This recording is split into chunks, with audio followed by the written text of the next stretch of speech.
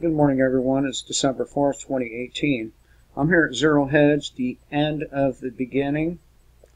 Did Donald Trump fold on everything at the G20? And yes, he did. Finally, somebody out there who more or less agrees with me totally on Donald Trump. He says that I knew there was something wrong with Donald Trump's presidency the day he bombed the air base at al-Sharat in Syria. It was a turning point. I knew it was a mistake the moment he did it and argued as such at the time, just like I did. No act by him was more contentious. It cost me hundreds of followers, and me too, by the way. It has cost me not to jump on the bandwagon that is Trump. It has cost me not to take sides left or right. This is why my sub count remains at about 500. That's okay though. Eventually you people are going to catch up. It cost me hundreds of followers gained throughout the campaign who wanted to believe Trump was playing 4D chess. My periscopes went from being events to afterthoughts. Those that left needed to believe this because they had invested so much in him. And this is why you do not invest anything into a politician, no matter how much you like what he says. Remember, talk is cheap. They had to believe he was playing some deep game with Putin to bring peace in the region. He wasn't. I was right, and truth is painful, and it is. You know, the only thing, one of the most important things to me is being right. There's nothing else. Being right is everything. And when you're wrong, you look like a fucking asshole. And I've been wrong some, but more or less correct throughout my video making enterprise, if you want to call it that. The need for him to be Orange Jesus was so strong they created QAnon and the science of political horoscope as slowly but surely Trump was stripped of all of his power except that of complaining about how unfair it all is. That day he did something in the moment with bad intelligence and let fly with tomahawks which Russian and Syrian air defenses misdirected and or shot down. Empty president. His goal was to show everyone there was a new, strong sheriff in town. All it did was weaken him. The neocons praised him as presidential. In the very moment that happened, people, you should have gotten red flags, especially if you are a Trump lapdog. Red flags should have been flying up, and you should have jumped off the Trump train.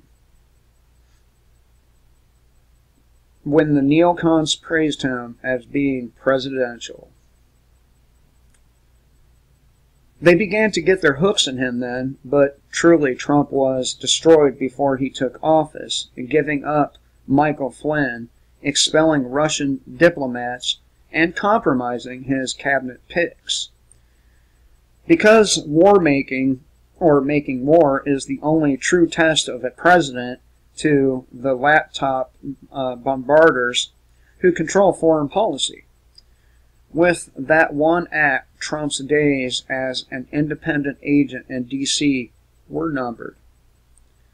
And since then, the hope has been that given the enormity of the opposition to his presidency, he was still fighting for what he campaigned on. No nation building, bringing the empire home, protect the borders, and clean up the corruption.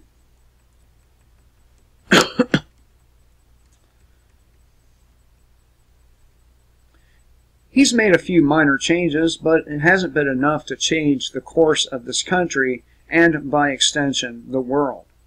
The people want this change. Those with power do not. The G20 ghosts. So here we are with a pathetic Trump outclassed at the G20, a meeting he should dominate, but instead is ushered around like a child, given poor earpieces and looking a little lost. He's only allowed to have one meeting of note by his handlers with China's Xi Jinping, or Xi Jinping, however you say his damn name.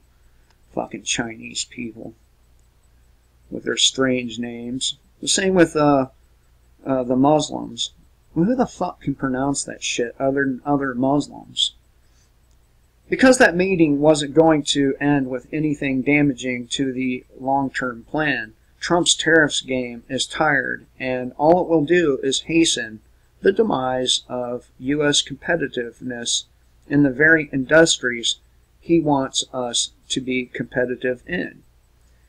Because tariffs are a band-aid on the real problems of bureaucracy, corruption, waste, and sloth within an economy, they're not a product of China stealing our technology, though they have. I say nuke China for stealing our technology. I mean fucking nuke them. Turn China into one giant sheet of glass. Well, here comes the sun. And that $1 trillion deficit Trump is running, music to the ears of the globalists who want the U.S.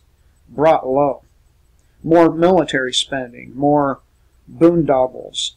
The banks can cut a nice big check to themselves for with funny money printed without risk.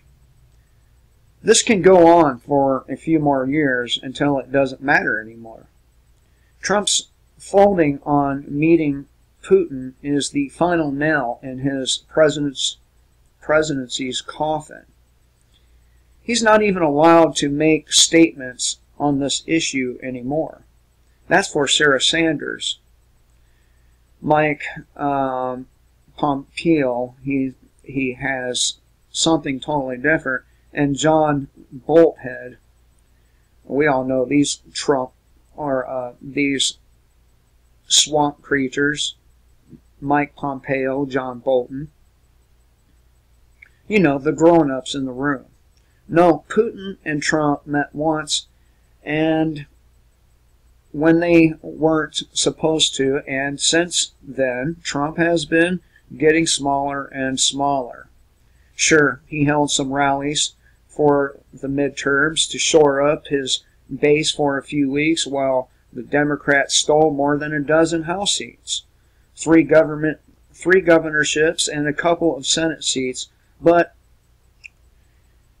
he's still working hard for no pay. Please. Trump needed to show some real moral courage to speak with Putin about the Kerch Strait incident like men, not sulk in the corner over a couple of ships. And yet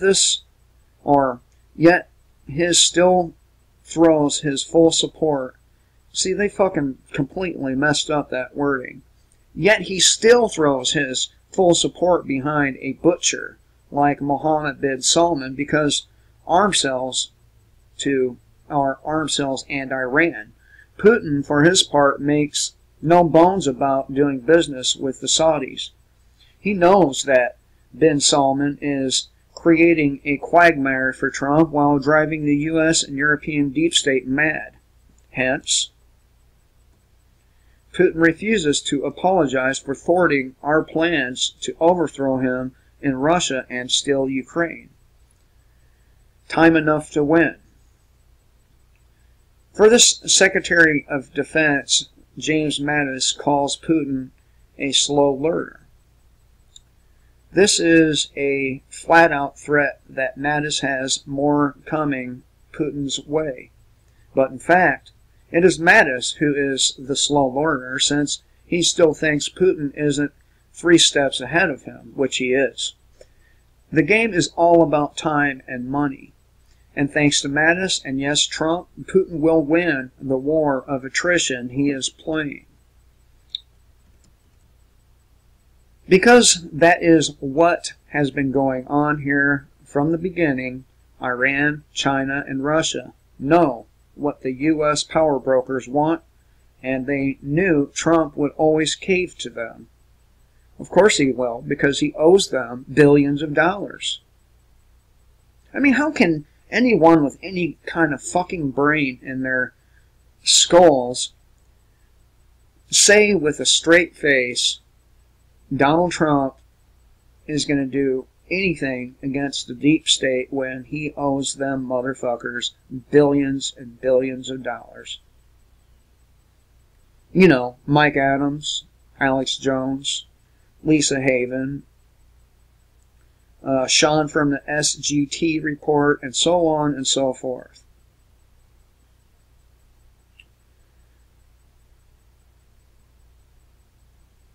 I warned that Trump's blind spot when it comes to Iran was his weakness. I warned that he would eventually justify breaking every foreign policy promise to fulfill his plan to unite the Sunni world behind him and Israel by giving them Iran. The end of the beginning. Welcome to today. And welcome to the end of Trump's presidency, because now he is a committed to regime change while the vultures circle him domestically. He has become Bush the Lesser, with arguably better hair. He has alienated everyone in the world over, he has alienated everyone the world over with sanctions and tariffs. Hence, his desire to get me out of here as the G20 wound down. No one believes he matters anymore. Oh, he's wrong about that. You Trump dick suckers still believe he matters. But those of us with eyes to see could see plainly from the first day that he was nothing but a Trojan horse. A Trojan horse. Who knows if he's going to lead us to the mouth of hell? Everyone thought Barack Obama would. But here we are, right? Here we are.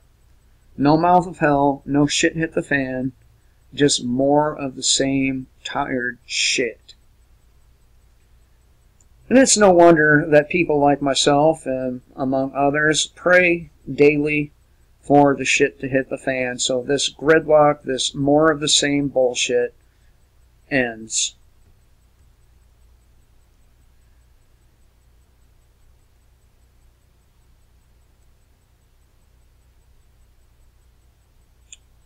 Anyway, thought I would share this with you. This will probably be my last video today.